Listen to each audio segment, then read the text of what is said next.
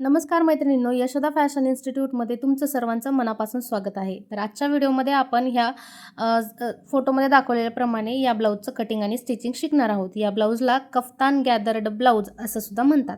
हा ब्लाऊज तुम्ही प्रिया मॅडमच्या सुद्धा अंगावरती बघितलेला असेलच. तर बघा, सगळ्यात आधी नेहमी आपल्याला कुठलाही पॅटर्न, ज्यावेळेस नवीन पॅटर्न आपण एखादा ट्राय करत असतो, तर त्यावेळेस सगळ्यात आधी आपल्याला नेमकं काय केलं आहे त्या ब्लाऊजमध्ये, कशा पद्धतीनं शिवला असेल याचा आपल्याला एकदा आयडिया घ्यावी लागते. तर सगळ्यात आधी तुमच्या लवकर लक्षात यावं म्हणून मी तर ड्रॉईंग करून तुम्हाला दाखवत आहे की अशा पद्धतीने आपल्याला वरच्या साईडची जी लेअर आहे तर ते अशा आपल्याला अटॅच करायचे आहेत. आणि खालच्या बाजूला एक बेल्ट पण आहे, क्रॉसपट्टीसारखा बेल्ट आहे. आणि त्याच्या आतल्या बाजूने एक ब्लाऊज आहे, स्लीवलेस ब्लाऊज आहे, तो अशा पद्धतीचा आहे. त्याला शोल्डर टू वेस्ट डाट विथ बेल्ट अशा पद्धतीने आपल्याला आतल्या साईडला एक ब्लाऊज शिवून त्याच्यावरती ते आपल्याला लेअरिंग द्यायचे आहेत. तर सगळ्यात आधी आपल्याला हे जो खालच्या साईडचा जो ब्लाऊज आहे तर तोच तयार करायचा आहे आणि मग नंतर त्याच्यावरती आपल्याला लेअरिंग द्यायचं आहे दुसऱ्या कपड्याचं. तर सगळ्यात आधी आपण खालचा जो मेन ब्लाऊज आहे तर त्याचा आपण कटिंग बघूयात. आता बघा, या ब्लाऊजचे दोन्ही गळे डीप आहेत आणि डीप असल्यानंतर आपण शोल्डर खाली उतरू नये म्हणून आपण शोल्डर मायनस करत असतो. तर शोल्डर मायनस कसं करायचं याच्यावरती पण आपण पाठीमागच्या बऱ्याच व्हिडिओमध्ये आपण शिकलेलो होतो. त्यामुळे आपण सगळ्यात आधी या ब्लाऊजमध्ये शोल्डर मायनस किती होत आहे ते बघून घेऊयात, पुढच्या साईडचं आणि पाठीमागच्या साईडचं. तर बघा, शोल्डर मायनस बघण्यासाठी आपल्याकडे चार्ट आहेत आणि त्या चार्टमध्ये बघण्यासाठी आपल्याला रेडी शोल्डर, गळ्याचा आकार आणि गळ्याची उंची म्हणजेच नेक डीप तर किती आहे तर ती आपल्याला माहिती असलं पाहिजे. तर रेडी शोल्डर या ठिकाणी माझा आहे 2.5 इंच, गळ्याचा आकार आहे आपला दोन्ही बाजूला व्ही आकार आहे आणि गळ्याची उंची जी आहे तर ती पुढच्या बाजूला 6 किंवा 6.5 7 इंचापर्यंत मी ठेवू शकते. तर मी पुढच्या साईडला 6 इंच ठेवलेला आहे आणि पाठीमागच्या बाजूला 7 किंवा 7.5 पण तुम्ही ठेवू शकता. आणि ही जी नेक डीप आहे ती तुम्ही तुमच्या आवडीप्रमाणे कमी जास्ती करू शकता. ह्या ड्रेसवरती हा जो ब्लाऊज आहे तो तुम्ही खाली प्लाझो पॅन्टवरती स्टाईल करणार आहे, त्यामुळे ह्याच्यावरती मी ओढणी पण देणार नाही आहे. त्यामुळे मी याचे गळे जे आहेत तर ते लहानच ठेवलेले आहेत. तुम्ही जास्त आवडत असतील तर तुम्ही जास्त पण ठेवू शकता.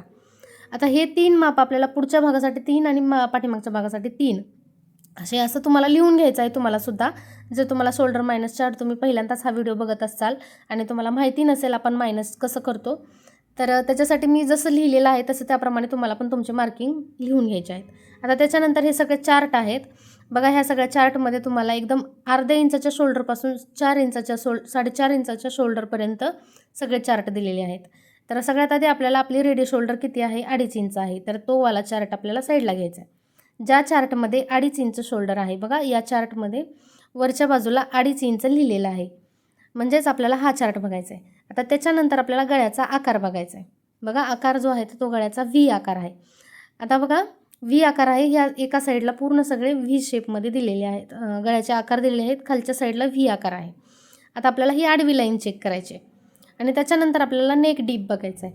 तर पुढच्या गळ्याचा नेक डीप आहे 6 इंच, म्हणजेच आपल्याला इथं वरच्या साईडला गळ्याच्या नेक डीप दिलेले आहेत 6 इंच, म्हणजेच ही उभी लाईन. तर आपलं मायनस किती होत आहे या ठिकाणी 1 इंच.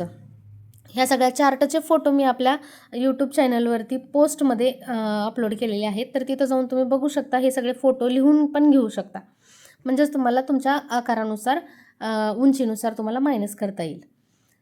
तर आता आपण दुसऱ्या पाठीमागच्या भागाचा पण आपण मायनस बघूया. तर रेडी शोल्डर सेम आहे, गळ्याचा आकार सेम आहे, म्हणजेच हा चार्ट आणि व्ही गळा. फक्त आपल्याला काय करायचं आहे, उंची बघायची आहे, चेक करायची. तर 7 इंच आहे म्हणून आपलं बघा या ठिकाणी 1.5 इंच वजा झालेला आहे. आता हे आपण दोन्ही साईडचं आपण लिहून घेतलेलं आहे आता, म्हणजेच आपल्याला नंतर मार्किंग करताना चार्ट बघायची गरज लागणार नाही. आता आपण काय करूयात, डायरेक्ट पेपरवरती मार्किंग करायला सुरुवात करूयात. तर या ठिकाणी मी इथं नवीन पेपर घेतलेला आहे आणि बंद बाजूस आपल्या साईडला ठेवली आणि वरच्या साईडला एक सरळ लाईन ओढून घेतली आणि त्याच्यानंतर आपली फुल शोल्डर, तुमची फुल शोल्डर किती आहे त्याचं तुम्हाला अर्ध करायचं आहे. बघा, या ठिकाणी फुल शोल्डर आहे 16 इंच, तर त्याचं अर्ध 8 इंच झालेलं आहे. तेवढं मी त्या लाईनवरती मार्किंग केलेलं आहे 8 इंचावर.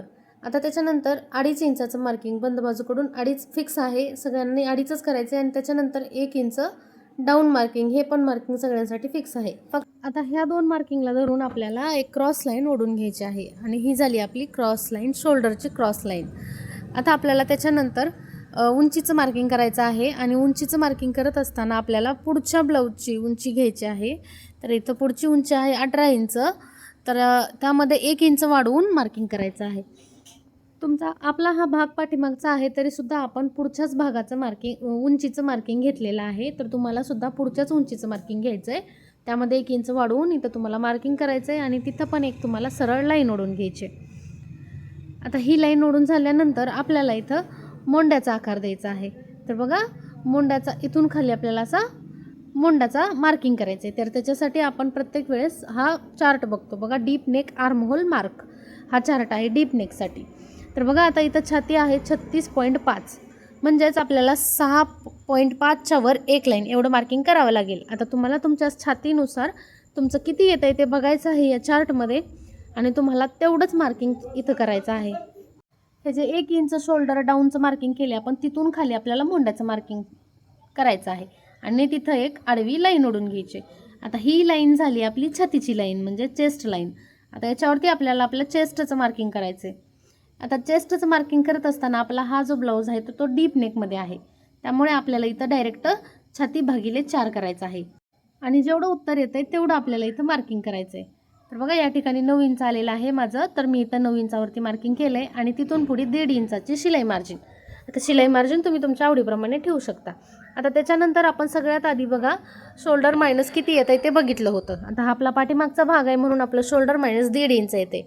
आता हे 1.5 इंच आपल्याला फुल शोल्डरमधून वजा करायचं आहे. तर आपली फुल शोल्डर आहे 16 इंच. तुम्हाला तुमची फुल शोल्डर बघायची आहे किती आहे आणि त्याच्यातून तुम्हाला मायनस करायचं आहे म्हणजेच कमी करायचं आहे आणि जेवढं उत्तर येतं आहे त्याचं पण परत अर्ध करायचं आहे.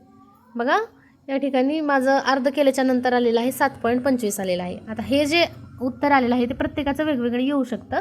तुम्हाला बघायचं आहे किती येतं आहे आणि ही जी क्रॉस लाईन आहे तर त्याच्यावरती मार्किंग करायचं आहे आणि सेम तेवढंच मार्किंग आपल्याला खालच्या छातीच्या लाईनवरती पण करायचं आहे आणि तिथं एक अशी एक सरळ लाईन ओढून घ्यायची. बघा हे सगळे मुद्दे आपण पाठीमागच्या बऱ्याचशा व्हिडिओजमध्ये डिटेलमध्ये शिकलेलो होतो, त्यामुळे मी थोडंसं फास्ट सांगत आहे या व्हिडिओमध्ये.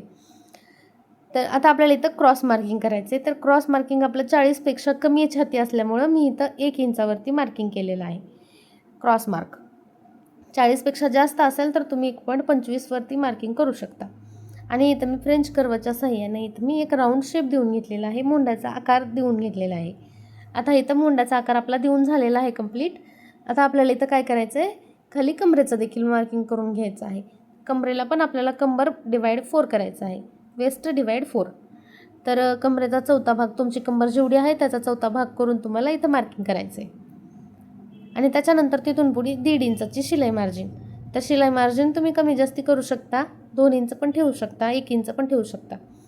ती आपल्या आवडीप्रमाणे आपण ठेवू शकतो आणि ह्या 2 लाईनी आपण अशा पद्धतीनं जोडून घेतलेल्या आहेत, म्हणजेच ही आपली फिटिंगची लाईन झाली. आता त्याच्यानंतर आपल्याला हे जे वरचं जे आहे तर हे जिथं आपण शोल्डर मायनस केलेलं आहे बघा, तिथून वरच्या साईडला सरळ लाईनपर्यंत किती अंतर शिल्लक राहिलं आहे बघायचं आहे, म्हणजे गॅप किती आहे तो मोजायचा आहे आणि सेम तेवढंच मार्किंग आपल्याला बंद बाजूच्या साईडनं पण करायचं आहे आणि एक सरळ लाईन ओढवायची, म्हणजेच आपण हे पूर्ण स्ट्रेट लाईन ओढून घेतलेली आहे वरच्या साईडने. आता आपल्याला ही जी क्रॉस लाईन आहे तर त्या क्रॉस लाईनचा सेंटर काढायचं आहे आणि सेंटरपासून खाली सरळ टेप ठेवून घ्यायचा आहे आणि आपल्याला आपल्या गळ्याच्या उंचीचं मार्किंग करायचं आहे. तर बघा या ठिकाणी आपला पाठीमागचा गळा आहे 7.5 इंच. तर 7.5 इंचावरती मी इथं मार्किंग केलेलं आहे. तुमचा जेवढा गळा आहे त्याचं तुम्हाला मार्किंग करून घ्यायचं आहे. 7, 7.5, 8, 9 तुम्ही तुमच्या आवडीप्रमाणे गळ्याची उंची ठेवू शकता. आता माझं इथं आलेलं आहे गळ्याचं मार्किंग. तर बघा जी आपली चेस्टची लाईन आहे त्याच्यापेक्षा आपला गळ्याचा जो लाईन आहे तर ती खालच्या साईडला जात आहे. तर खालच्या साईडला जात आहे म्हणून आपण ज्यावेळेस डीप नेक असतो तर त्यावेळेस आपण आणखी अर्धा इंच वरून मायनस करत असतो. जर तुमचा छातीपेक्षा वर लाईन येत असेल तर तुम्हाला आणखी अर्धा इंच मायनस करायची गरज नाही. पण जर तुमची छातीपेक्षा खाली गळा जात असेल तर तुम्हाला मी आत्ता केल्याप्रमाणे तुम्हाला देखील आणखी अर्धा इंचावरती तुम्हाला वरून लाईन ओढून घ्यावी लागेल. आता त्याच्यानंतर आपल्याला रेडी शोल्डरचं मार्किंग करायचं आहे. तर रेडी शोल्डर 2.5 आहे म्हणून मी इथं 3.5 इंचावरती मार्किंग केलं आहे, 1 इंच वाढवून. आता बघा हा जो आपला व्ही शेप आहे तर तो अशा पद्धतीने येणार आहे, परंतु ज्यावेळेस आपण अर्धा इंच मार्जिन वाढवून ज्यावेळेस आपण टिप मारतो तर त्यावेळेस हा जो गळा आहे तर तो आपला 0.75ने खाली जातो, म्हणजे एवढा डीप होतो. तर त्याचा विचार करायचा आहे आणि त्याचा विचार करूनच तुम्हाला गळ्याची उंची जी घ्यायची आहे ती घ्यायची आहे, कारण टिप मारल्याच्या नंतर शिवल्याच्या नंतर हा गळा 0.75ने वाढणार आहे, खाली येणार आहे. तर बघा सेम पुढच्या गळ्याला पण तुम्हाला ही गोष्ट हा पॉईंट लक्षात ठेवायचा आहे. व्ही शेपमध्ये जेव्हा तुमचा व्ही गळा असतो त्यावेळेस तुम्हाला हा पॉईंट लक्षात ठेवायचा आहे. आता त्याच्यानंतर आपण पुढच्या भागाचं मार्किंग करूयात. त्याच्यासाठी पण मी इथं दुसरा पेपर घेतला आहे आणि वरच्या साईडला एक सरळ लाईन ओढून घेतली आणि सगळ्यात आधी फुल शोल्डरचं अर्ध करून मार्किंग केले. त्याच्यानंतर 2.5 इंचाचं मार्किंग आणि 1 इंच डाऊन मार्किंग असे मार्किंग करून घेतलेले आहेत. 2.5 आणि 1 इंच डाऊन मार्किंग हे सगळ्यांसाठी फिक्स आहे आणि इथं मी एक क्रॉस लाईन ओढून घेणार आहे.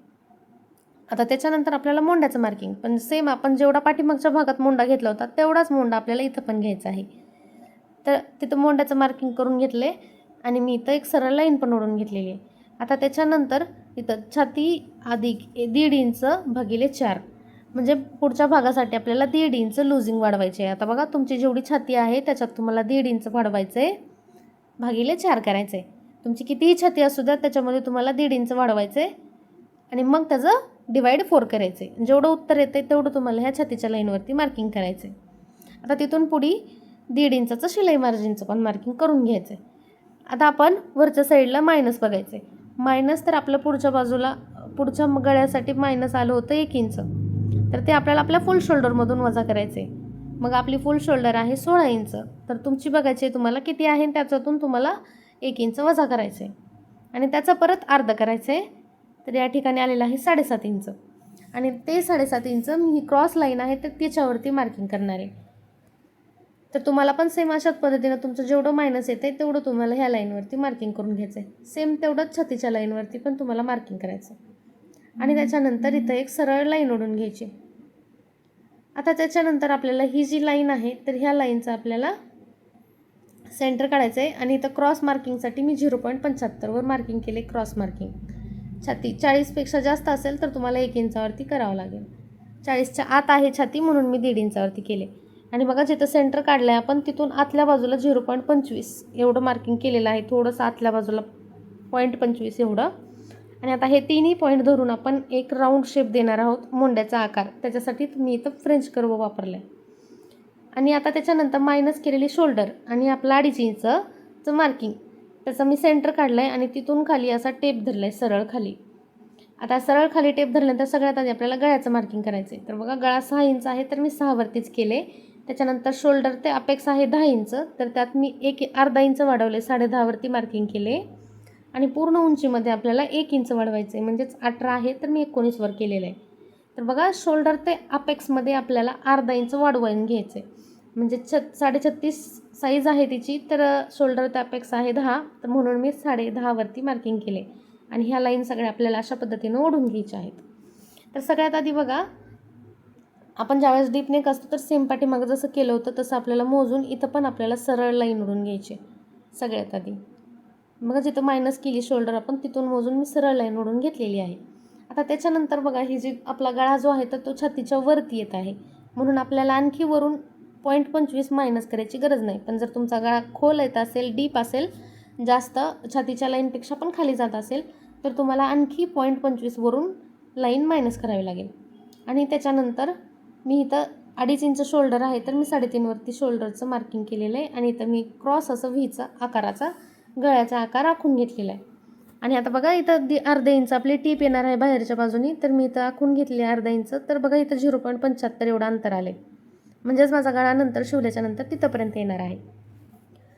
आता त्याच्यानंतर वरती गळ्याचं आपलं कंप्लीट झालेलं आहे. आता आपण खाली हे छातीचा टक्स घेऊयात, कमरेचा टक्स घेऊयात आपण वेस्ट रॅट. तर त्याच्यासाठी आपल्याला अपेक्स टू अपेक्सचं मार्किंग पाहिजे.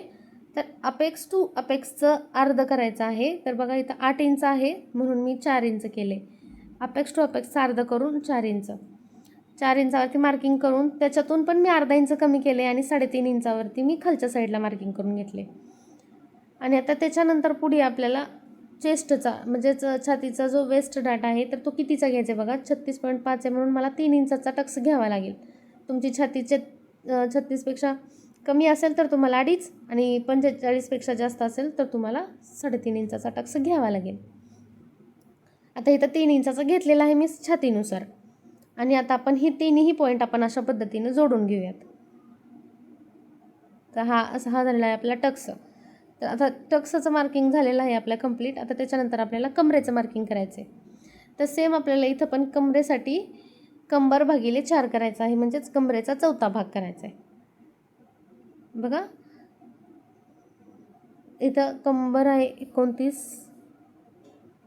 / 4.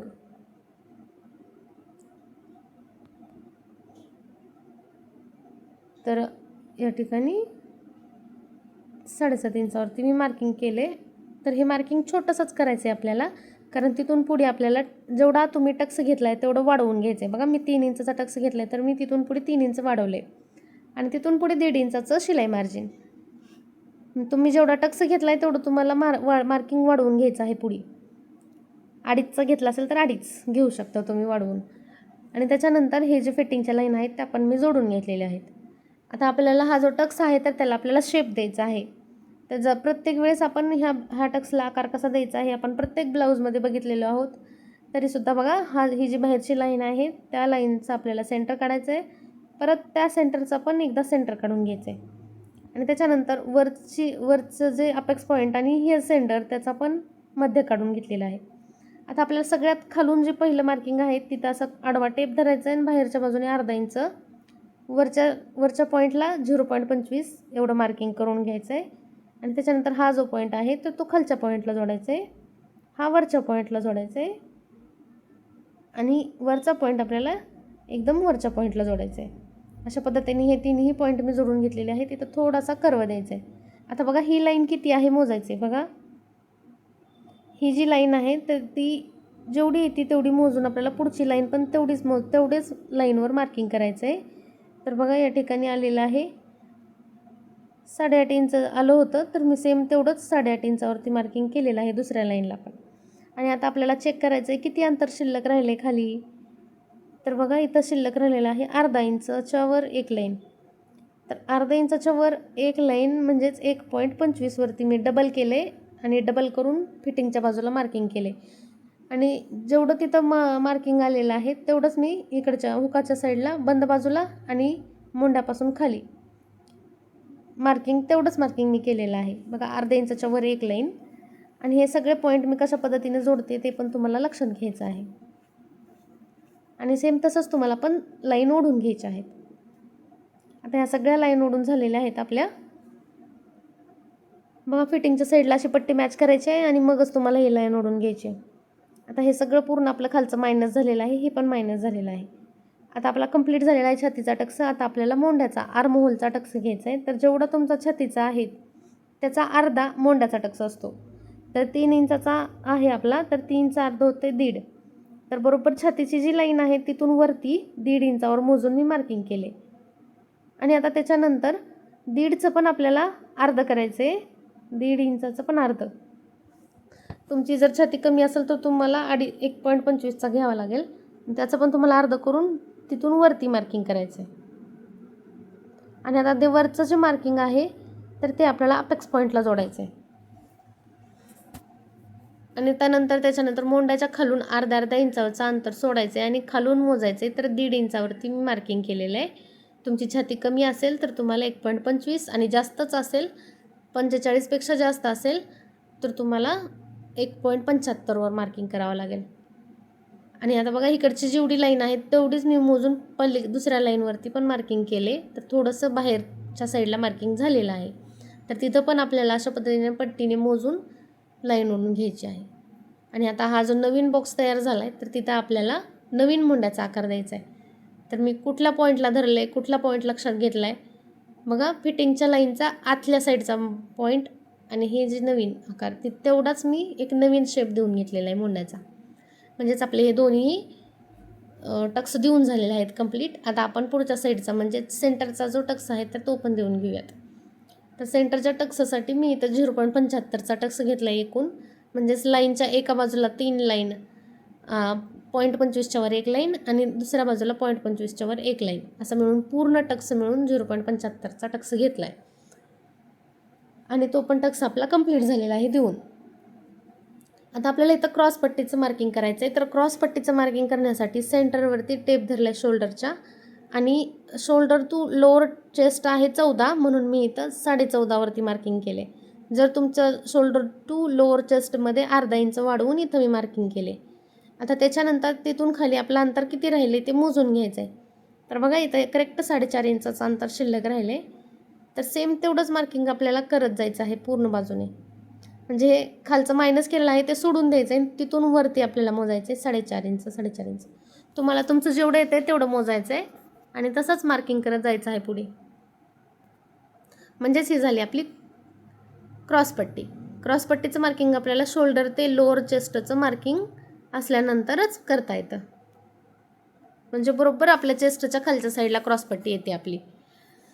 तर बघा आता त्याच्यानंतर क्रॉसपट्टीला थोडंसं एका साईडनं असा शेप असतो, तर तो शेप देण्यासाठी मी आणखी 1 इंचावरती वर मार्किंग केलेलं आहे. तुम्ही 0.75 1 इंच करू शकता. मी इथं 0.75 केलेलं आहे आणि फ्रेंच कर्वने राऊंड शेप देऊन घेतलेला आहे तिथं. अशा पद्धतीने इथं आपलं कटिंग मार्किंग झालेलं आहे. आता आपण ह्याचं कटिंग करून घेऊयात. तर सगळ्यात आधी हा मी टक्स कटिंग करून घेत आहे. त्याच्यानंतर फिटिंगची साईड, मोंडा जो आहे तर तो आपल्याला इथला मायनस मोंडाचा टक्स आहे तर तो मायनस करायचा आहे. अशा पद्धतीनं पेपर फोल्ड करायचं आहे आणि दुसऱ्या टोकावरती हे टोक ह्या टोकावरती ठेवायचं आहे आणि पूर्ण टक्स हा तिथल्या तिथं मायनस करून घ्यायचा आहे पूर्ण. आणि तिथं तुम्हाला एक टेप लावून घ्यायचा आहे.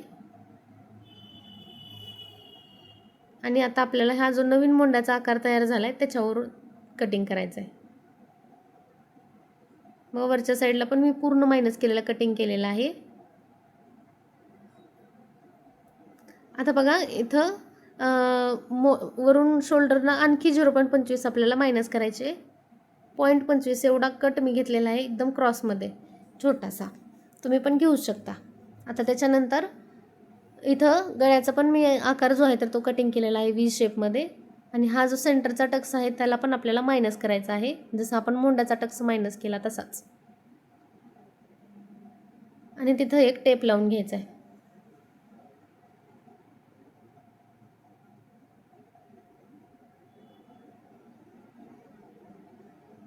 आता त्याच्यानंतर ही जी आपली खालची क्रॉसपट्टी आहे तिला पण मी इथं कटिंग करून घेत आहे.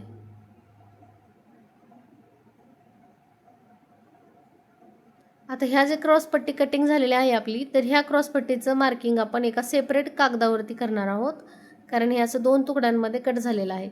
तर ह्या कुठंही हरवू नये किंवा पार्ट तुम्हाला कन्फ्यूज होऊ नये म्हणून तात्पुरती तुम्हाला इथं अशा पद्धतीनं टेप लावून ठेवायचा आहे. ह्याचं मार्किंग आपण नंतर करणार आहोत सेपरेट पेपरवरती.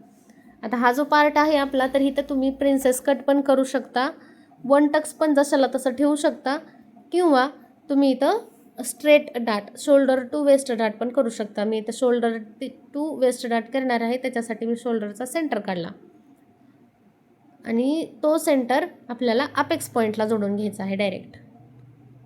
म्हणजेच आपलं या ठिकाणी शोल्डर टू वेस्ट डाट तयार होतो. आणि प्रिन्सेस कट कसं करायचं हे पण तुम्हाला माहितीच आहे. प्रिन्सेस कट ब्लाऊजमध्ये मी तुम्हाला शिकवलेलं आहे प्रिन्सेस कट कसं करायचं. आता आपण हा जो टक्स आहे तर त्याचा सेंटर काढायचा आणि ह्या सेंटरपासून आपल्याला 0.25 म्हणजेच एक लाईन ह्या साईडला, एक लाईन दुसऱ्या साईडला, म्हणजेच 0.25चा एकदम छोटासा टक्स द्यायचा आहे. आणि हा टक्स ऑप्शनल आहे, तुम्ही देऊ पण शकता किंवा स्किप पण करू शकता. तर या ठिकाणी आणि हा जो टक्स आहे तर तो कटिंग केलेला आहे. त्याच्यानंतर इथं छोटंसं टोक तयार होते, तर तिथं पण तुम्हाला गोल आकार द्यायचा आहे आणि गोल शेपमध्ये याचं कटिंग करायचं आहे.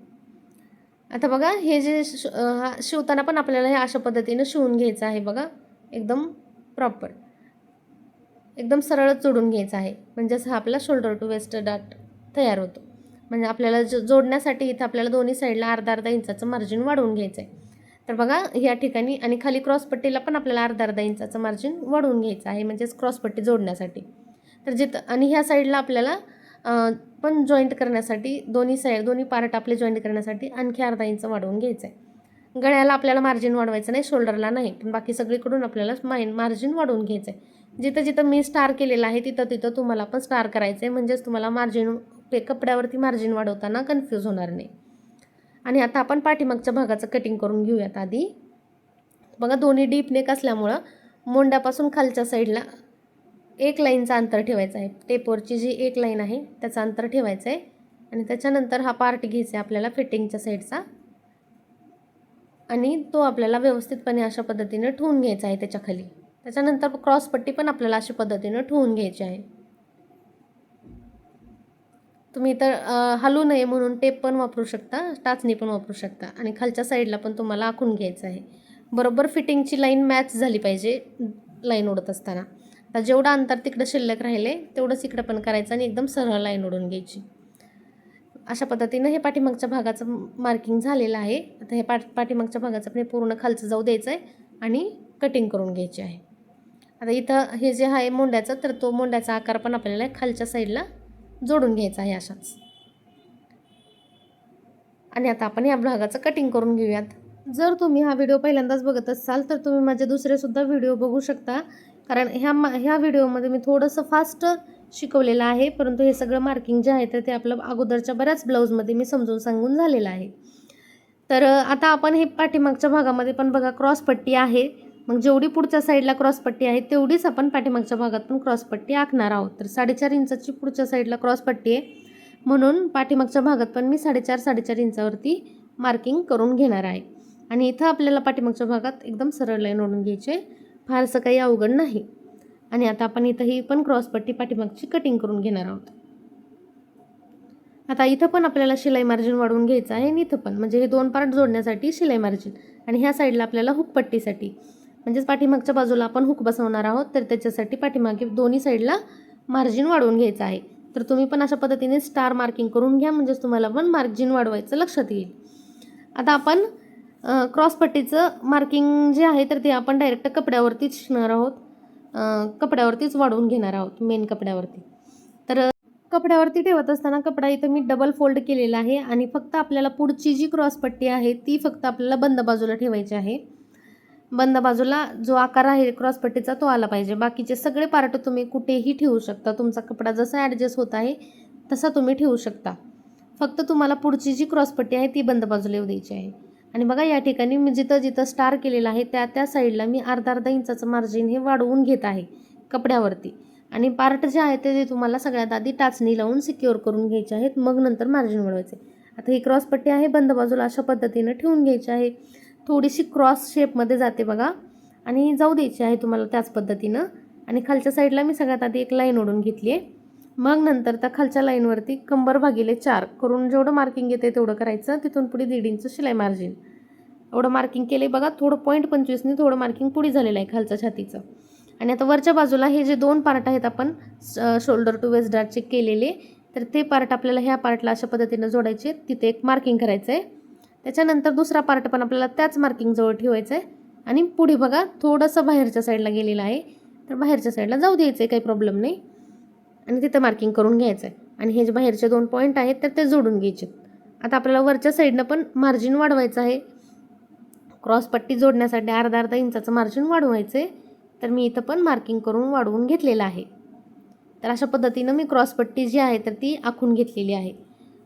जशी आपण कटोरी ब्लाऊजमध्ये क्रॉसपट्टी वाढवून घेतो सेम त्याच पद्धतीने इथं पण क्रॉसपट्टी वाढवलेली आहे, फक्त बंद बाजूला घेतलेली आहे. बंद बाजूला घेतल्यामुळे बघा शेप कसा सुंदर आलेला आहे एकदम, कारण पाठीमागच्या साईडला हुक करायचे आहेत, त्यामुळे ही बाजू पुढची बाजू आपल्याला बंद बाजूलाच ठेवावी लागेल.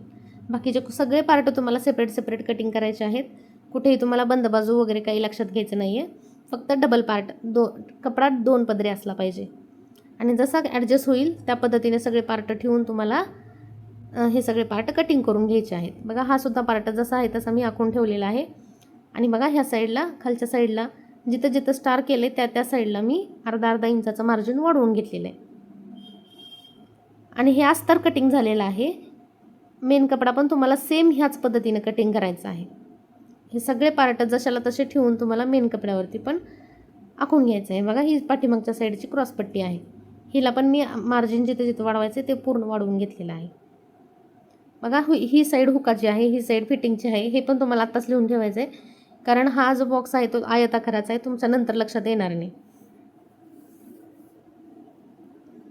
आता आपण मेन कपडा जो आहे तर तो पण व्यवस्थित 2 पदरी अंथरून घेतलेला आहे आणि सगळे पार्ट जशाला तसे ठेवून मी सगळे पार्ट कटिंग करून घेणार आहे. हा जो ब्लाऊज आहे तर ह्या ब्लाऊजचं संपूर्ण कटिंग या व्हिडिओमध्ये मी तुम्हाला समजून सांगितलेलं आहे. ह्या ब्लाऊजचं संपूर्ण स्टिचिंग आहे तर त्याचा मी पार्ट 2मध्ये स्टिचिंग शिकवणार आहे. त्यामध्ये जे आहे तर ते पुढच्या शिवायचं कसं हे सुद्धा खूप इंटरेस्टिंग आहे. आतल्या साईडने एकदम प्रॉपर फिनिशिंग वगैरे सगळं काही दिलेलं आहे. त्यामुळे पार्ट 2 पण बघायला विसरू नका आणि चॅनलला सबस्क्राईब करायला पण विसरू नका. आता आपल्याला जो पुढचा जो व्ही गळा आहे तर त्याचंसुद्धा कॅनव्हासने पलटी करायचा आहे. तर तो कॅनव्हास पण आपण कशा पद्धतीनं कटिंग करून घ्यायचा आहे तर तो पण बघा. तर पुढचा पार्ट घेतलेला आहे जिथं व्ही गळ्याचा आकार आहे तो वाला, आणि कॅनव्हास मी असा फोल्ड केलेला आहे. फोल्ड केल्याच्या नंतर आपल्याला अशा पद्धतीनं ठेवून घ्यायचं आहे. इथं टाचणी पण तुम्ही लावून घेऊ शकता. तर जसा व्ही शेप आहे गळ्याचा, जसा आकार जाते तर त्या आकारानुसार मी कॅनव्हासवरती अगोदर आखून घेतलेला आहे गळा, आणि त्याच्यानंतर त्याच्या बाहेरच्या बाजूनी पण आपल्याला 1 ते 1.5 इंचाचं अंतर ठेवून पण आपल्याला आखून घ्यायचं आहे बाहेरच्या बाजूने. तर इथं आपल्याला हा कॅनव्हास पण आपला गळ्याचा कटिंग करून तयार झालेला आहे. कटिंग करण्यासाठी इथं तुम्ही टाचणी लावून सेम ह्याच पद्धतीनं पाठीमागच्या गळ्याचं पण तुम्हाला कॅनव्हास कटिंग करून ठेवायचा आहे. कारण आतला जो ब्लाऊज आहे आपला तर त्याचा गळा जो आहे तर तो आपण ह्या पुढचा आणि पाठीमागचा गळा दोन्हीही आपण कॅनव्हास पेपर वापरून गळा पलटी करणार आहोत. बघा हा जो ब्लाऊज आहे तर तो आत्ताचा ब्लाऊज तो प्रिया मॅडमकडे आम्ही पैसे भरून शिकलेलो आहोत, आणि हा ब्लाऊजचं मी संपूर्ण कटिंग स्टिचिंग तुम्हाला फ्रीमध्ये शिकवत आहे. तर नक्कीच या गोष्टीच्या पाठीमागे खूप सारी मेहनत असते. तर तुम्हाला चॅनलला सबस्क्राईब करायचं आहे, आणि आतापर्यंत मी तुम्हाला जेवढं काही समजून सांगितलं आहे त्याच्यात जर तुम्हाला काही प्रॉब्लेम असेल तर तुम्ही मला कमेंटमध्ये पण विचारू शकता. आणि आपल्याकडे रेडीमेड जे ब्लाऊजचं जे पॅटर्न आहेत पेपर पॅटर्न ते सुद्धा अवेलेबल आहेत. आपण ते सुद्धा विकतो. जर तुम्हाला पाहिजे असतील तर तुम्ही आपल्याकडून खरेदी करू शकता. अगदी मोजक्या दरामध्ये आपण ते पेपर जे आहेत तर ते विकतो, आणि त्याचं पेपर क्वालिटीसुद्धा एकदम भारी आहे, वर्षानुवर्षे टिकणार आहे, वॉटरप्रूफ आहे. त्यामुळे आणि जर ऑर्डर करायचं असेल तर त्याच्यासाठी पण मी खाली डिस्क्रिप्शनमध्ये नंबर देत आहे माझा, तर त्याच्यावरती तुम्ही व्हॉट्सअप मेसेज करू शकता. आणि हो, चॅनलला सबस्क्राईब नक्की करा, म्हणजेच ह्या ब्लाऊजचा पार्ट 2 तुम्हाला बघायला मिळेल. त्या पार्टमध्ये मी तुम्हाला एकदम प्रॉपर फिनिशिंगमध्ये ब्लाऊज कसा शिवायचा तर ते मी शिकवलेलं आहे, आणि वरच्या साईडला गॅदरिंग पण कशी द्यायची, कारण स्टिचिंगमध्ये सुद्धा खूप वेगळं आहे या ब्लाऊजमध्ये. तर त्याच्यासाठी चॅनलला सबस्क्राईब देखील करा आणि मैत्रिणींसोबत शेअरसुद्धा करा, कारण हे जे नॉलेज आहे तर ते आपल्या यूट्यूब चॅनलवरती एवढ्या प्रामाणिकपणे कोणीही देत नाही. तर चला मग भेटूयात पुढच्या व्हिडिओमध्ये. तोपर्यंत संपूर्ण ब्लाऊजचं तुम्हाला कटिंग करून ठेवायचं आहे. पुढच्या व्हिडिओमध्ये आपण ह्याच ब्लाऊजचं स्टिचिंग बघूया.